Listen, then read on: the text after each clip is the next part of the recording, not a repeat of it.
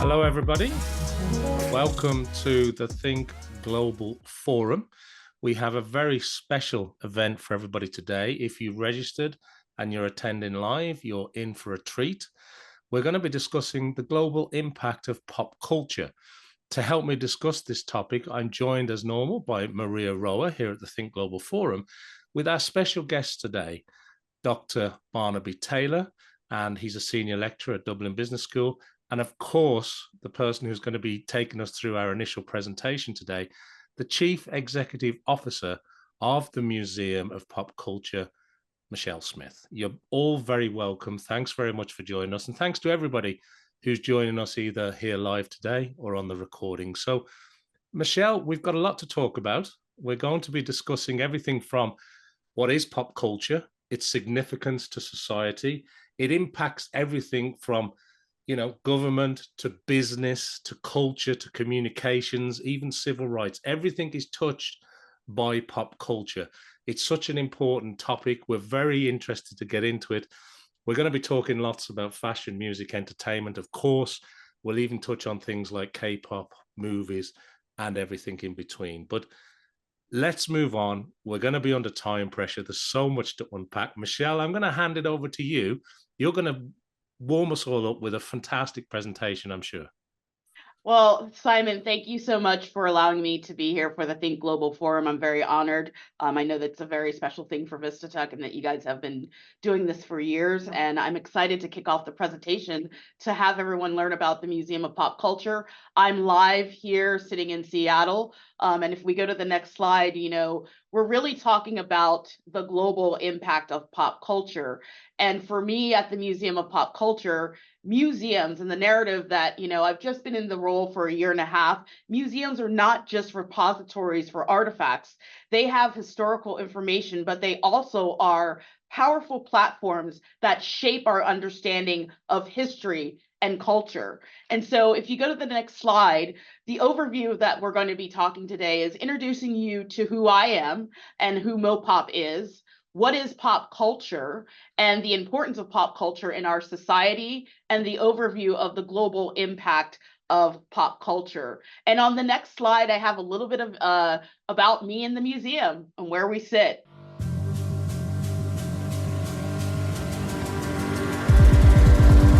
Hey, it's Michele Smith, and I'm the new CEO of Seattle's iconic Museum of Pop Culture. I wanted to introduce myself and reintroduce you to MoPop. As a proud Philadelphian, hip-hop is in my soul, and that's one of the reasons why I was so excited to take this role. You may not know that in the early 1990s, MoPop was one of the first museums to cultivate what is now a collection of over 1,300 hip-hop artifacts. We built relationship with artists who were part of the early scene, and we were able to capture their stories through posters, photographs, flyers, and oral histories. From Jimi Hendrix to Seattle punk grunge to our hip-hop collection, MoPop has its roots in paradigm-shifting culture. And right now, the world is shifting.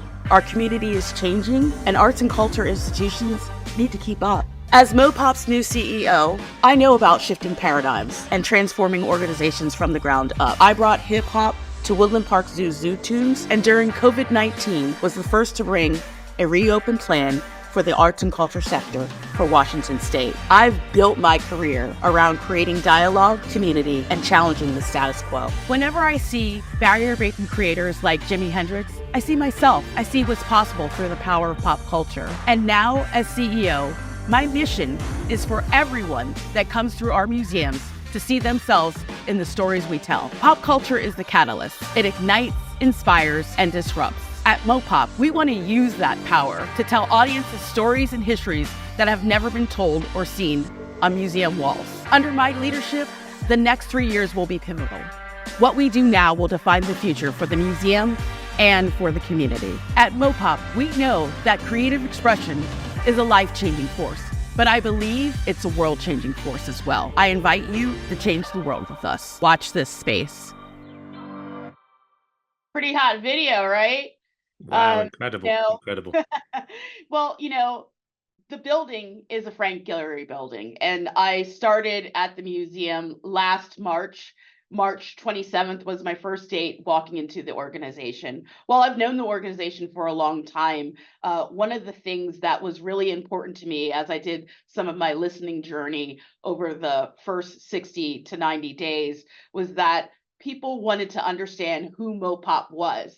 And we were actually built in 2000 by Paul Allen, who was the founder of Microsoft. And so the collection that we have in our care is really the majority of a collection from Paul Allen, who is this amazing billionaire that really wanted to center the museum around music.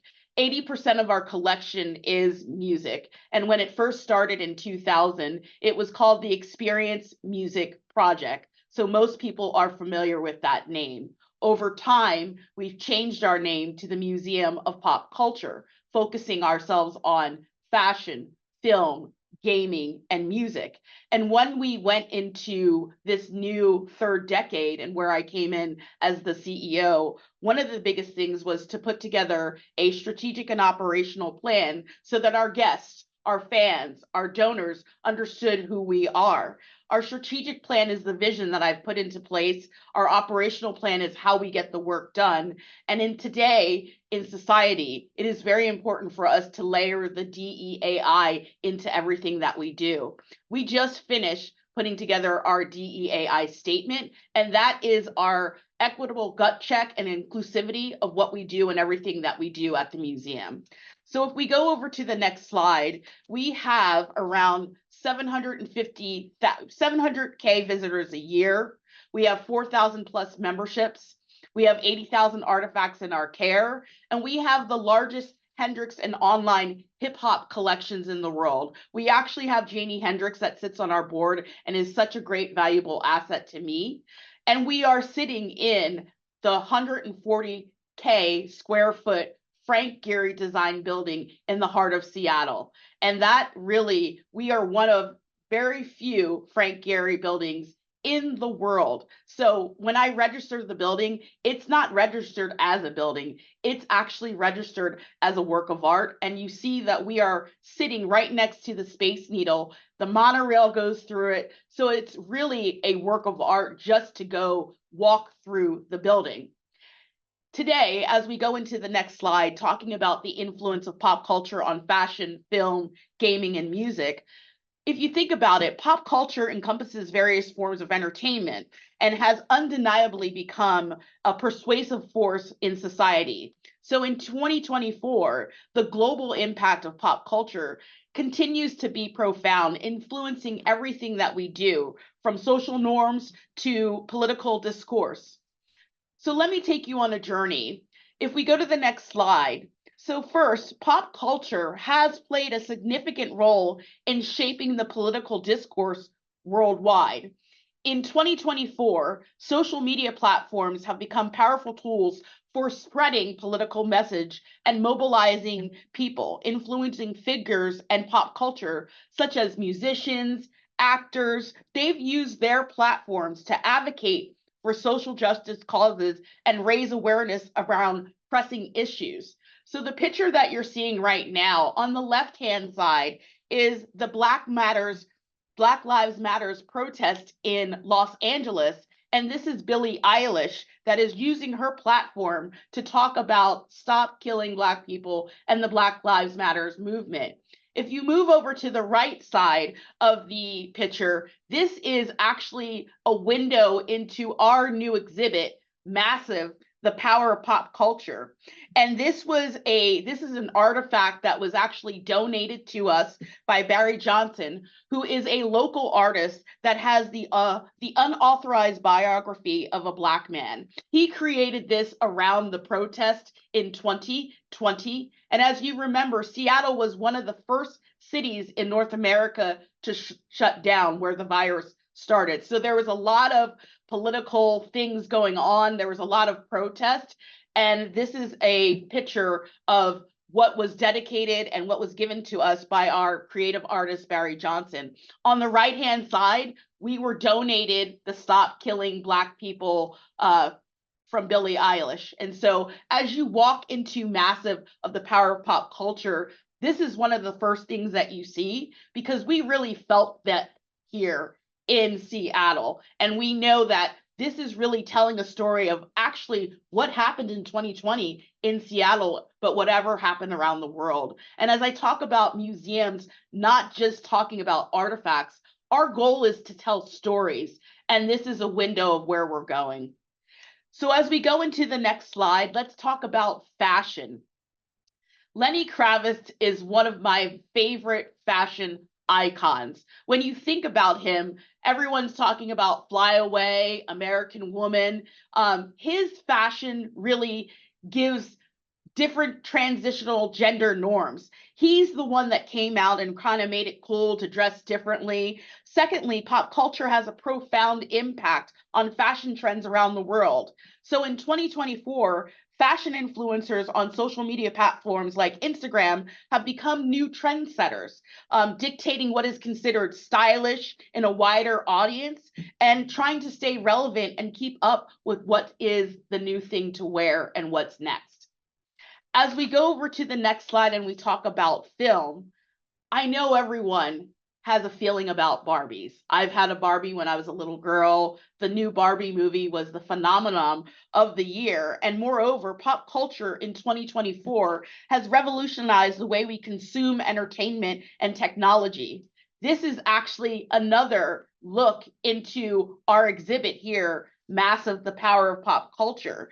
And we're showing you can actually sit in the living room and type in from 1920s to 2024 what was going on in pop culture, how it actually made you feel. And we're just showing you the range of how you can use these platforms to really tell a story. If you think about it, in 2020, when everything shut down, everyone went to Netflix. Everyone went to Spotify. People were sharing their content. And what you've seen is that these platforms have also provided a space for diverse voices. So right now, if you think about it, you're seeing all of those short stories in Netflix where it's 6 webisodes, and they're really giving more opportunities to the marginalized communities to share their stories during that time. If you think about it, if you're back and you take yourself back to 2020, everyone was sharing content online. And in 2024, it is these big businesses of Netflix and Spotify have really garnered to really sharing these narratives. As we move over to gaming, this is one of my favorite slides, is Travis Knight's brilliant opportunity and partnership with Fortnite.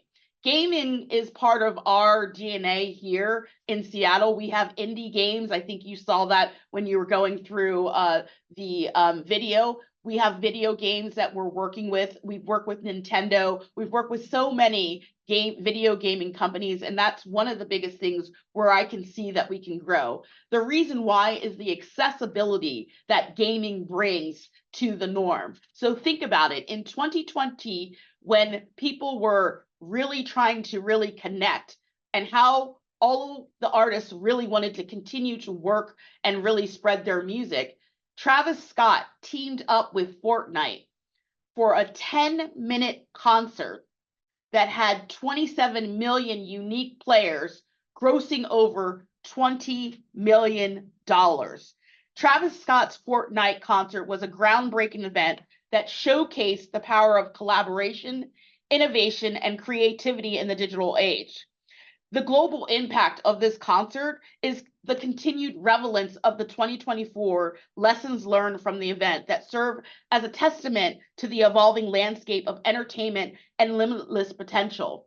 If you think about it, it takes a lot to go on a tour. A 50-city tour takes a lot. Up, down, hotels, all those different things. And Travis Scott was able to capture 27 million unique players, unique views, unique generations in 10 minutes in Astroworld. Now, if you think about it, they've now parted ways for other behavioral issues, but this is genius. This is the way of the world. I would love to be able to put the Museum of Pop Culture in Fortnite. These are conversations that I'm having right now with different gaming providers, because the accessibility to be able to have a global presence and show the Museum of Pop Culture and really talk about artifacts that we have in our care to educate on pop culture is a very enticing thing for me to continue to grow my own user base or membership. As we move over to music to the next slide, I know everyone loves to talk about music, and we're looking right here at the term Beehive refers to the fans of Beyonce. These passionate fans affectionately use their names to refer to themselves. And here at MoPop, we're big on fandoms, football fandoms, music fandoms, film fandoms. We love to geek out in those ways, and we love to really work with those personas to find out what type of content they want to see within the museum as we move forward in the next 3 years. There's also the Swifties. They are a fandom of the American singer and songwriter Taylor Swift. I think we all know who she is, and regarded by journalists as one of the largest, most devoted, and influential fan bases in the world. Swifties are known for their high levels of participation, creativity, community, and fandoms. They are subject to a widespread of coverage in the mainstream media. And if you have seen Taylor Swift fandoms go after other fandoms, it's also something that we need to talk about, how they might be able to cancel culture or all those types of things, but it's something that we should talk about. And we're going to go into it a little bit next as we go into the next slide. So looking at this slide, this is a fan poster to the left, and this is actually in our collection from 20 years ago. Then you see there's an image from the concert from the Beehives. And then at the bottom left-hand side of this picture, you see Cowboy Carter. And when Beyonce announced at the Super Bowl that she was moving over to this new genre. And as we know, this has been a huge topic. There's pros and cons, there's negatives and positives. There's a lot of feeling about Cowboy Carter and the art and the movement. The Cowboy Carter movement has a profound influence on decades of country music and social themes. Through their music, the Carter family has brought sounds and stories of rural American to a wider audience, while also addressing the social issues and shaping the image of the Black cowboy. So there are lots of things that we can talk about, and I can't wait to get into conversations about this as we move forward. But I would not be able to even think about another fandom without talking about, let's talk about the Swiftie fandom. If we go to the next slide, let's talk about how Taylor Swift has a social impact. It's one of the things that I talk about when I'm going out to get funding. One of the things that they say is, Michele, how is pop culture scholarly? How is it really making a social impact? Well, let's look at this example right here. Taylor Swift's impact on pop culture is when Taylor goes into a city, she donates funds and food. Let's also talk about the impact on NFL football and the viewership of women. The stats that have increased with identifying women truck drivers that she put together for her tours. Let's also talk about the seismic event that she created here in Seattle when she did her concert. It was a 3.89 seismic event from all of the music and the energy that was surrounded down at Lumen Field. Firstly, Taylor Swift's Eras Tour has a massive economic impact on the cities and the countries where she performs. The tours attract thousands of fans from all over the country, and they also lead to increased tourism, hotel business, and merchandising sales and revenue. And I think that's something that Simon and I are going to dive into, is what these tours are doing for the community that they serve. In 1989, in the 1989 World Tour of Taylor Swift, it generated over $250 million in revenue, making it one of the highest grossing tours of all time. This economic boost is not only the benefit of the concert, but also the local businesses that contributed to the overall economy. And thirdly, Taylor Swift's Eras Tours has a social impact on awareness for funds and important causes and charities that she participates in. Swift has actively been involved in philanthropy throughout her whole career, really donating to all the cities of where she goes into. And so one of the things that's so exciting about her Reputation Stadium tour is that she has partnered with local charities in each city to donate tickets for meet and greet opportunities and to serve underserved communities that would not be able to come to her tours. And so I think as we talk about Massive and go to the next slide, the power of pop culture, our newest exhibit, it really explores the power of pop culture. And I think there's something to say about that too, about changing content, which allows us to react to new trends. You know, Massive, the power of pop culture, when we were building it, as it takes 2 years to build an exhibit, really focuses on representation, appropriation, inspiration, and really the nature from fame to celebrity. And it's organized, if you came to my exhibit, around activism, global culture, preservation, scholarship, and accessibility.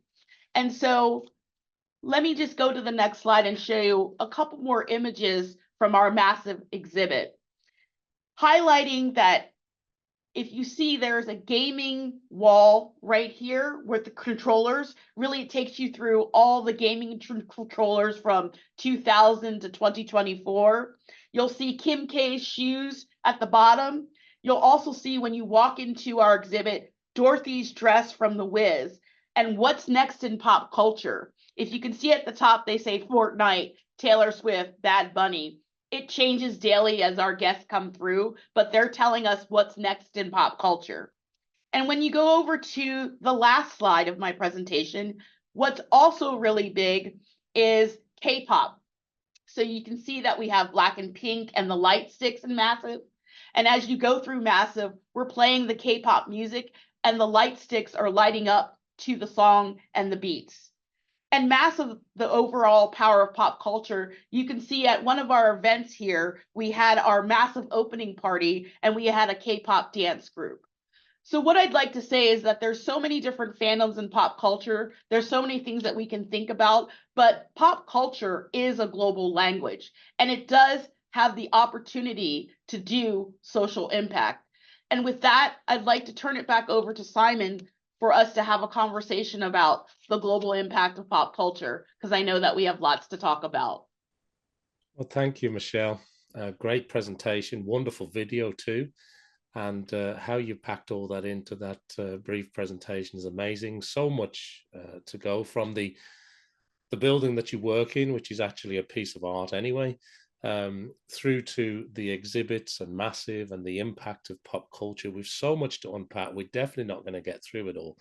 But I want to bring in at this stage our panel. Obviously, as I mentioned at the top, we're joined by Dr. Barnaby Taylor and María Roa, as well as Michelle, the CEO of the Museum of Pop Culture. But maybe, Dr. Barnaby, if we can hand over to you first, your initial thoughts, observations, and maybe any comments about this world of pop culture.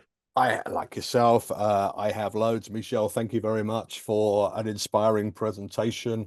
I want to talk later about objects. I'm obsessed with objects, but I think I might just start off, and I actually wrote this down while you were speaking. We're all curators, and I think as such, we respond to curation. We understand it, we celebrate it, we practice it daily. And so when I'm listening to the story of your museum and exhibits, it's just such a celebration of curation that it's just this thing that we all do and we don't think about it. There's a creative element to curation as well. I would love to see all the things you don't have, what your next exhibitions are going to be. Because if it takes 2 years to put one together, you must have a cycle of 3 or 4, because that takes a lot of planning. So for the moment, I'm fascinated by this thing. Traditionally, museums were where we went to passively enjoy things, but nowadays we're actively engaged in consumption and creation through curation. So those are my opening thoughts, and we'll come back to this as well. But for the moment, thank you for inspiring me to keep collecting things. Well, yeah, I think, the opportunities, what you're seeing is that as I talked about, that museums are not just repositories for artifacts. And as we are in the digital age, technology is key, not only just for our guests, but for global presence and accessibility. And for me, as I think about my 3-year roadmap, the question that you asked is, yes, we are planning more exhibits. We actually have traveling exhibits all over the world. Currently, I have a marble exhibit that is in Basel, Switzerland, that travels all over the world. Our hip hop exhibit, Contact High, is about to travel all over the world and give accessibility. And one of the things that we do as we say that we're going to be a community ally, our hip hop exhibit, hip hop is very different all over the world. So if you get my exhibit and we travel to your city, we leave an area for in Ireland. What does hip hop look like in your community? So you can tell your stories and interweave it into what it means to be a community ally and have that in the museum over there. I think that it's just very prevalent to make sure that museums have become educational hubs. It's another conversation that we were talking about right now. We have a very strong, robust classes and camps here, and we work with teachers within our school districts to really talk about cultural literacy and bridging the gaps, because we know right now, all over the world, schools are getting cut in arts and humanities. And that's one of the biggest ways of helping for mental health and therapy and just being inspiring the next generation of creators. And so I believe here at MoPop, one of the things that we do is that we have a teacher advisory board where we're putting together syllabuses and really talking about what does pop culture mean to you. STEM is really important, and everybody learns from different things. And right now we've developed a Monopoly type game that really helps you put your word problem in, that helps you enrich and understand a word problem in a different manner as it relates to pop culture. And that's what I mean, is that we can use pop culture as a tool to help educate and enrich and really help with different types of learnings and disabilities for people. Everyone learns differently. So, I mean, I could go on and geek out, and I think, Simon, we've talked about this. There's so many other directions that we can go, but I'll turn it back to you for more. Can I just come in with a couple of thoughts? I mean, the hip hop thing is fascinating because Irish language hip hop has undergone this extraordinary explosion with Kneecap. Their album's only just come out, and the film that was a big hit at Sundance. But the other thing that I think is really interesting, and it goes back to this concept of artifacts, is I can see an entire range of digital badges that MoPop could offer people, where they spend time with your collection online and get some kind of reward for their engagement. That's another interesting conversation, which might not be room today, but absolutely fascinating. Thank you. I think it's a great point. Thank you, Dr. Barnaby, and for your answers, Michele. But I think you said that you've got 80,000 items and artifacts. That's just huge and incredible. And I want to bring up the topic, if I can. I want to bring María Roa into this as well, because business and pop culture are very much aligned. I'm thinking particularly around fashion. I'm thinking around big brand tie-ups and mashups. So maybe María, maybe come to you for some thoughts. Yeah, I was specifically interested when Michele was talking about brands partnering with celebrities to acquire new target markets. I mean, I think it's really interesting what they've been doing through all these years. I think redefining new product offerings by linking themselves to pop artists, and probably to try to strengthen their brand loyalty through the years. And there are two specific cases that I'm super interested in, because they did not only do that, but they did something else, like a little twist, not only getting a new target market, but something else, which was like Pharrell Williams in 2017, when he joined the Chanel house, he was the first man doing this with Chanel, and he created the first unisex capsule collection. So this was the first time, because this was a woman-only brand. It was the first time, and it was something super innovative. I also believe it was the first time color person did this with Chanel, which was 2-for-1 for Chanel. So they were opening a huge market for them. It was the men line. It was the, let's say, not only white people. So we're not only a white people brand, we're not only a women brand, and we're doing this unisex collection. And Pharrell opened this new collection, which was available to all identities, inspired by hip hop, by art, by streetwear. I think it was super interesting what he did. And for this business, it was huge. It brought them lots of profit. What do you think? I mean, this is the first example. Michelle, I'll let you get back to that. Yeah.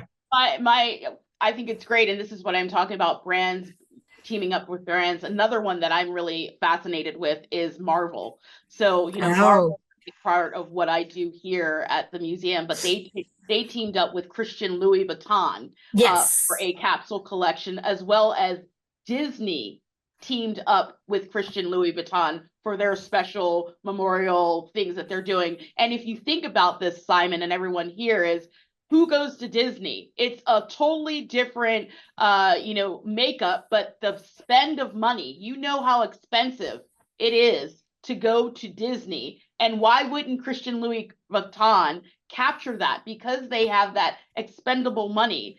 Most times when people are going on their trips, it's the woman that is really planning the trip and really putting all of the, itineraries together. And so I feel that Christian Louis Vuitton has something there targeting Disney, targeting Marvel Comics, all those different types of things. And I think it's an opportunity that brands are starting to really understand that the mashup is real, and the opportunity to gain new personas, to gain new followers, to gain new members is a huge opportunity that never has happened in the past. And it seems like it's the forefront of how we move forward.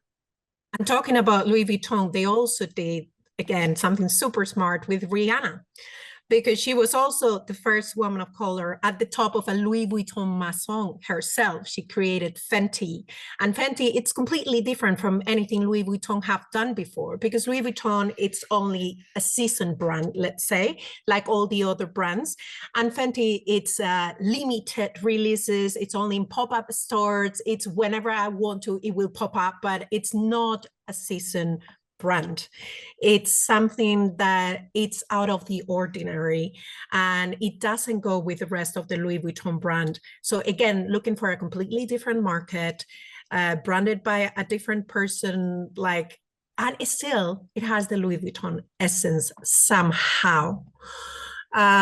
So I think they're being really smart, branding all these different, getting all these pop culture, different identities, with their branding, and making all these side businesses, let's say. I think they're growing their businesses. I think they're, it's really hard to capture another, type of persona. And how do you do it quickly? How do you do it smart? I think that, when I sit down with different brands, I talk about what are your goals? Who are your membership? Who are you trying to gain? And I think that that's the way of the world, as brands talk to other brands and say, we actually have some things in common, but some things in different, and something that could we put together some type of package that's going to attract both and make it a win-win for both brands. And I think that's kind of the new way of the world. Can I come in here? Go on. Sorry, Maria. Go. Carry on. No, Maria, please. No. I was just going to mention that also Louis Vuitton is still keeping their main brand for really high luxury collectors, but also with another pop artist, which is Takashi Murakami. And they did this really great collection, but it's another completely different type of artist, more like high-end pop artist.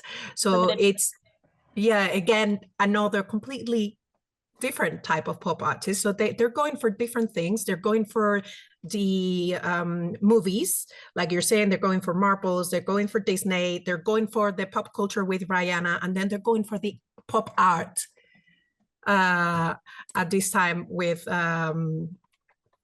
sorry, I just say the name and it just came out of my mind. Takashi. With Takashi Murakami, sorry. So they're touching all the pop, all the pop cultures. Yeah, I think what they're doing is they're creating demand for a limited product and really gaining insights from their new users. Therefore, they can use that, data is king, and how do you retarget and remarket and different things like that. I mean, there's probably so many case studies on this to see like what came from that campaign, what that mashup, drew in revenue, what were the new, people that were attracted and the why. And this really helps brand create new product, go into new markets and really generate new business and loyal followers. I think that's what it is at the end of the day when you're doing these brand mashups. And I think it's really important, and pop culture plays a really exciting role in that. Sorry, Dr. Barnaby, you were going to say something. I cut you. Listen, everything you're saying is far more intelligent than I would have to say. I was just going to make a thought to try and connect some of these ideas. Really, what we're thinking about is cultures, and we're thinking about the way that these merge and blend and then become hybrids and empower each other. You only have to think about things like popular music and where that drew inspirations from, or jazz, or whatever we're thinking. So when we're talking about Disney meeting high fashion, we're talking about a merging of cultures and energies which have always existed and needed each other, and it's just now it sort of is expressed as objects. So it's a pair of shoes or whatever it is, but there's this fascinating sort of interrelationship that has always been there between high, low, middle, wherever we are, popular culture, opera, cinema, all of these things. So that exactly the things, Michele, you and Maria are discussing just kind of demonstrate to us, I think, the fertile ground we're exploring, that there are always new offshoots, new areas. We might see it sort of biologically, new mutations that come out of this forever moving flow of energies, I think. Yeah, and it reminds me of something maybe we haven't touched on. Is we've touched on fashion, but also sport. Yes. Run DMC, Adidas. You've got Kanye, designing runners to various stages of his career. The WNBA. There's a whole other culture there, isn't there?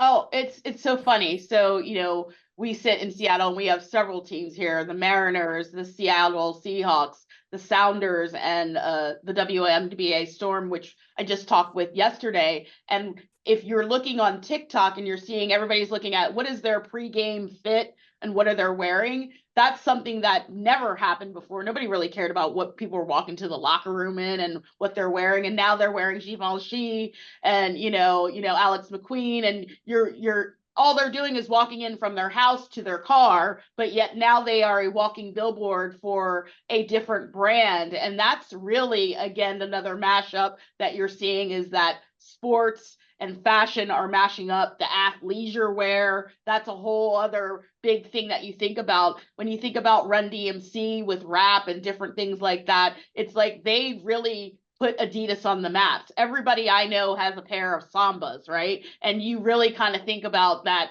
whole mashup with, Run DMC, with thinking about my Adidas and the songs that they're thinking and all those things like that. So it's kind of endless, but I'm so glad that you brought that up, Simon, to talk about, because it's something about fandoms. As we think about it, we have so many fandoms that we cater to at the museum. So BTS fandoms, football fandoms, gymnastic fandoms. There's so many different fandoms. And what's so excited for me and the team is that we get to geek out in all of these fandoms. And for me, the possibilities are endless. That, right now we're thinking about working with the Storm on something with Afrobeats. Afrobeats has become such a prevalent new genre that has come into the world, where there are so many millions of dollars of followers in terms of Afrobeats, where there wasn't before. And EDM, it's almost becoming like the new EDM. And, what we've heard from some of our cultural icons within sports is that they're really into Afrobeats. And I see a lot of things coming out of that area with Burner Boy and all those things like that. So, I mean, again, the possibilities are endless with fandoms. And again, you think about all the mashups that you can do. That's why I think my job is so dope, because as I get to really think about all these different things on a daily basis, I mean, it's not the biggest, I'm not solving world problems, but I am connecting the dots and talking about how we can really make a global impact with, some of the things that we're doing here at MoPop. And if we're talking about fandoms, what do you think about the nostalgic and theme collections? But because I see things like, I don't know, Care Bears, My Little Pony, stuff like that are very nostalgic, and that all the brands also, even brands like Shein, they just get the license and they make this huge selling of absolutely everything branded with Care Bears, for instance, Right. and they make huge sellings out of it.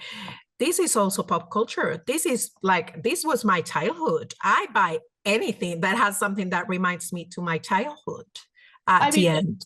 Yeah, Hello Kitty, if you think about that, Barbie, all those things like that. I think that it's the same on Barbie. Same thing. When you're coming out with nostalgia, this is an opportunity for a brand to create a limited collection to drive awareness for whatever they'd like to do, and honestly to gain a new loyal customer. When you think about doing that, if I'm creating Marvel, they had these shoes that looked like you were a Wonder Woman, Superwoman, Christian Louis Vuitton, and you can only get that, and you'll have that collection, and that's a memory that you want to share. That's something that's timeless. It's a story behind it. It's a unique purchase, and it becomes an artifact or a collector's item. You're not going to wear it all the time. You might house it in your house as a memorial of something, or you might only wear it to a special occasion. And this is where the influencers come in, because now brands are really focused on influencers who are really showcasing their collections and what they're doing. Again, we could geek out on that because influencers mash up brands, how they're gaining new followers. That's a whole other topic, Simon. Really, we could geek out forever on those. We could indeed. We're getting some good questions and comments as well, which I'm going to come to in a couple of minutes. We're going to move over to sort of a Q&A, and we're going to maybe get some comments and questions from the audience. There's some great observations and a question already in. So before we do that, though, I want to put to maybe Dr. Barnaby and Michele here. The words language go very well with culture, and it's almost that pop culture is a global language in itself, whether it's through fandoms, whether it's through brands, whether it's through these influencers that you talk about. And I'm interested in your thoughts on how pop culture almost transcends borders, breaks down language barriers to some degree, but also in the way that it can maybe enrich a little bit of cultural history, cultural literacy, and impact communities around the world. Any thoughts on that? Well, I think as I talked about Netflix and different things like that, you're seeing that when you're talking about stories that haven't been told, you're really talking about right now, one of the things I'll use as an example is that we have a Jimi Hendrix 1968 Stratocaster guitar. And where was Jimi Hendrix when he was playing that guitar? He was actually playing that at Woodstock. And what was happening at Woodstock and what was going on at that time was civil rights.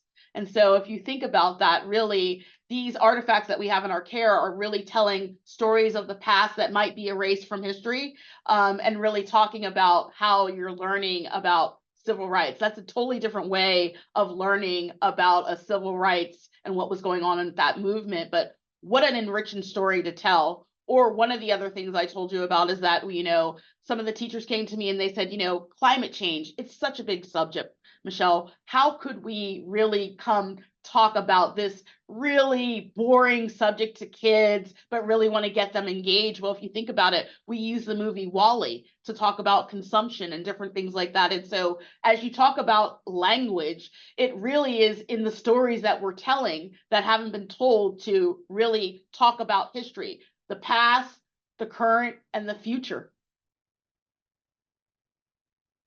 I think it's interesting also because objects enable storytelling, and storytelling itself is universal.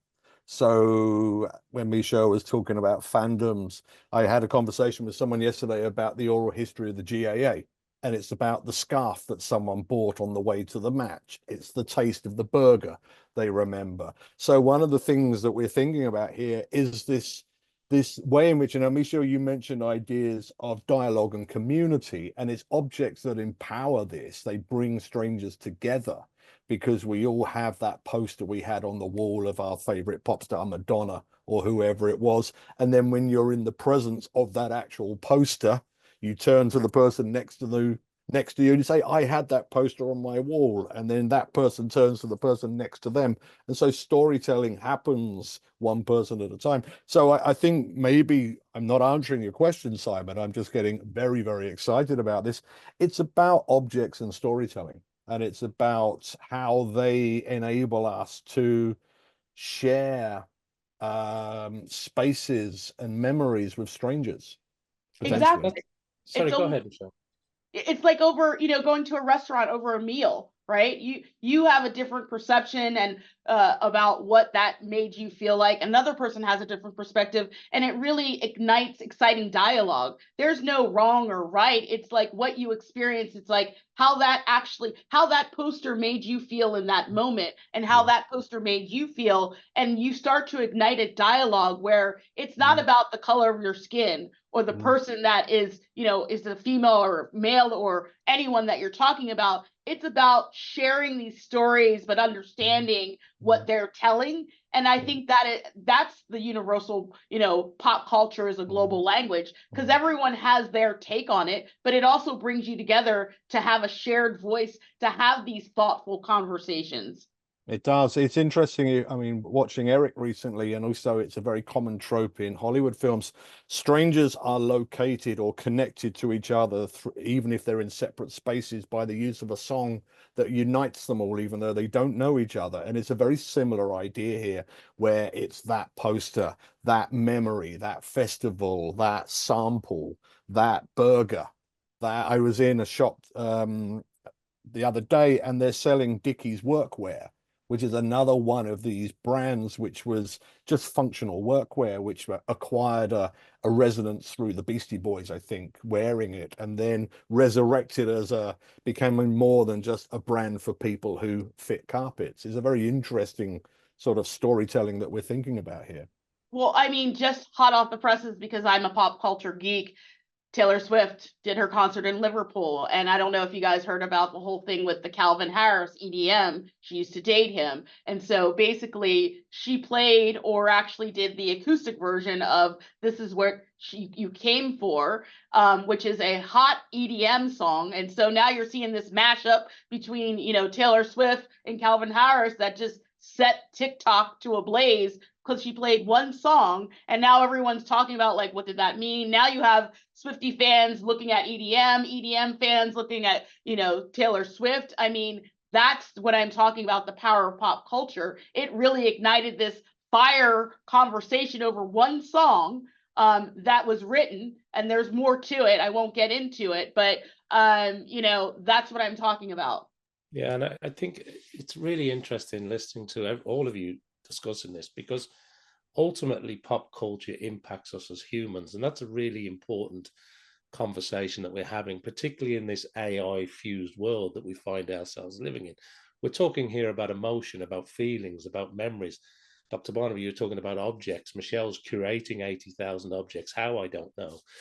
But it is an incredible understanding that, particularly for businesses who are trying to connect with people, with new audiences around the world, how it makes somebody feels. It's so important, isn't it? Right now, more than ever. Right. It is.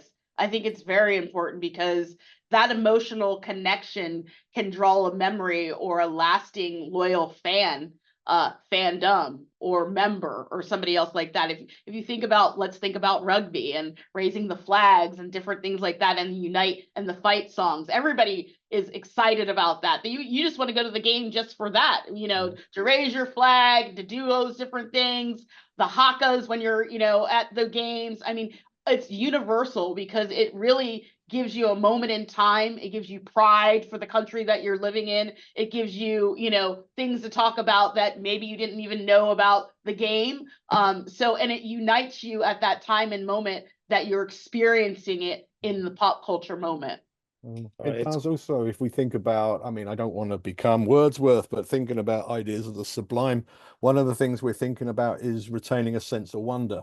especially in a world that is so dark and kind of pressing in on us. There's something beautiful about just seeing things through the eyes of a child, or being taken back to childhood because you see something that you saw. So I think, you know, one of the things you're empowering us to do, Michele, is retain a sense of wonder. And I think a sense of wonder is it's a powerful antidote to all of the darkness of the world. Well, we like to say that creative expression is a life-changing force. I believe it's a world-changing force, right? I agree entirely. Love that. I want to switch, if I can, before we run out of time, guys. I want to get a few observations, comments, and questions from our audience. And I'm going to start with Larry, who's been sending in a few comments. I think some great observations. He mentioned Pharrell and Beyonce revolutionizing fashion houses. We were talking about that, weren't we, a little while ago? And the evolvement of next level design for the message. And he's looking forward, Michele, to MoPop showcasing these in the new collections. But he makes the point as well about other brands such as Lego doing an amazing job incorporating lots of cultures, whether it's Star Wars, Marvel, as you mentioned, Jurassic Park, the LGBTQ plus movement, or reaching new generations. And also, Larry says shows like Bridgerton on Netflix. Dr. Barnaby, you were talking about Eric on Netflix there, but how something like Bridgerton is able to bridge history and still bring in current sort of pop culture references. I thought that was a good observation. Yeah, Shonda Rhimes has done a good job with Bridgerton, you know, talking about that period of time, but making it modern. And, you know, people are trembling to see like what the next episode is or when it's coming out again and different things like that. It's really, you know, giving you history of what has happened, but really in a format that is, you know, current and, you know, relevant to where we are right now in our current time of life. And again, the way they mix the fashion and the wigs into more modern, you know, putting the scenes into the wigs, the fashion, they kind of like make it more modern. I mean, it's amazing what they do. Amazing. And if you think about it right now, you know, you're looking at corsets and the way that women were dressing back now. In 2024, you can't find a dress without a corset, or a fashion house that's not making something from that period of time that now has come back. It's like these moments in times from the past have now come back and repeated itself in the future. And really, you can talk about like where corsets were made, why they were made at the time, because they weren't made for how we're using them now. And so there's so much things that you can really talk about the history of one piece of an article, of where it derived from, why it was made, and now how it transcend as a fashion, you know, must-have piece that you wear openly, because corsets were really made to be made quietly behind your fashionable items, and now they're at the forefront of everything that we do. It's a whole crazy thing that we can talk about, like one piece of article and where the history of it came from, and how from where it was created to where it is today, and why that is an impact of what we're doing in our global environment. It lets us then go sideways and then think about like the photographs of Bunny Yeager and the burlesque movement, which is still very current. And we think about Betty Page, Dita Von Teese, and all of these ways in which seemingly low forms of male entertainment have transcended their misogynistic boundaries and are now fascinating examples of exactly the kind of hybridity and storytelling that you're talking about. Yep. I have a question coming in here from Rob. Thanks for the question, Rob. And it's for Michele initially, but interested in the panel's thoughts. Rob says, I believe the impact of pop culture is massive, and throughout my lifetime, I also see it changing. Museums are needed more now than ever before, because we used to live in a monoculture where we all heard, read, or saw things at the same time, and superstars were somewhat created. Rob goes on to say that in form pop culture, do you see that not only the importance of museums becoming bigger, Michele, is their importance going to become bigger since we no longer exist in this monoculture because of technology and all the different ways that we connect in society and the way we consume art and entertainment? Will museums and deciding what goes in them become more difficult to identify? Quite a good question there from Rob. Rob, thank you for that question. I talked about our strategic and operational plan, which is our guiding post and North Star. And so for me, that's where we're going as a museums, and most museums should have a plan in place where we're focused on activism, telling stories that haven't been told, being a community ally. It's all identified there. And so for me, that's our roadmap and DNA. We build our exhibits. We have a 3-year rolling program of exhibits. Our next exhibit coming out is Keith Haring, which is really focused on the LGBT plus community and what was going on in AIDS at the time, and all of the work that Keith did with the young health of global health of AIDS and what was going on at that time. And for me, I have a certain talk track that I am focused on, and what I'm doing for the next 3 years. I think museums need to keep up with the technology and the accessibility and what we talked about earlier, and putting that into their roadmap. Some museums are just focused on what is actually on their wall and not really focused on the digital platforms that could really garner and really share their collections.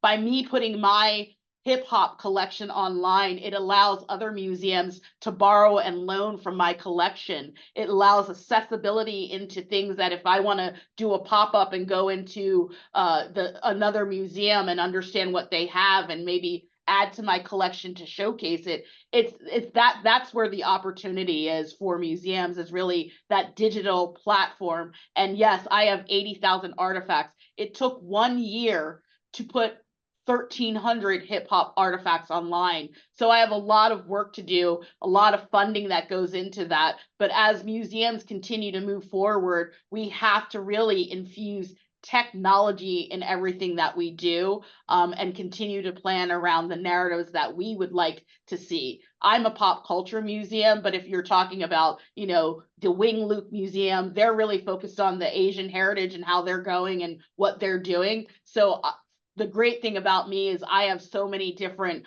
opportunities to expand in different ways of fashion, film, gaming, and music, that I'm going to start to do a lot of different mashups, because I believe that is the best way for me to move forward. Thanks, Michele. Cesar asks, or states, sorry, I should say, that he's a strong believer in soft power and how the creative industries can provide soft power for economies around the world. Any thoughts? Should I turn it over to Dr. Barnaby, since I talked a lot? I suppose what used to be understood, now I'm moving slightly to one side, but my teaching is coming into this. It always used to be that these kind of soft skills were things that you didn't develop in class, you develop them outside of class. Whereas I think nowadays, engaging in activities like Michele is describing is exactly what should be the conversation of the everyday. That's where we learn. I think one of the words that keeps springing to my mind is curiosity. And it's a word that I encourage all of my students to put on their CV. And it denotes a certain sense of wanting to know the next story, wanting to talk to the next person. And so I think something like, going back to the other point as well about the value of museums empower us to believe that we can find out things and we can have an interest in things, because a lot of the time people don't feel they can have those kind of interests. So something like a pop culture museum should be central to everybody's life, really.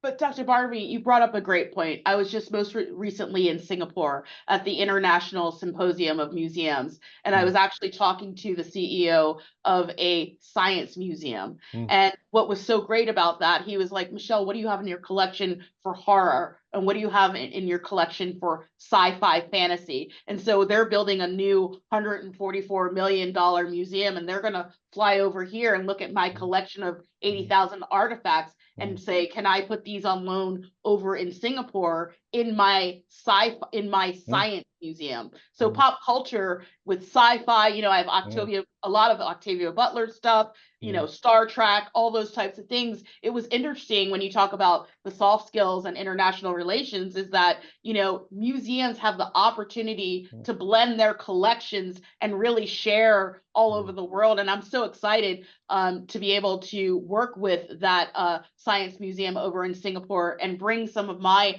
artifacts over there and build a collection. I'm also working with the Taiwan Music Center with Jimi Hendrix, and they're really opening up their new stuff and being able to share back and forth with pop culture. So I think there's opportunity for museums to collaborate together, and I think that's the bigger piece for the future as we move forward. I think it is contextually also, nothing is in its own discipline anymore. Everything is at the very least multidisciplinary, which sounds very 1980s, but most boundaries are blurring. And so museums play a role in the blurring of boundaries, the uniting of different cultures and spaces and intellectual activities, which once might have been seen as separate, now are just kind of intermingled and organic in their kind of forward movements.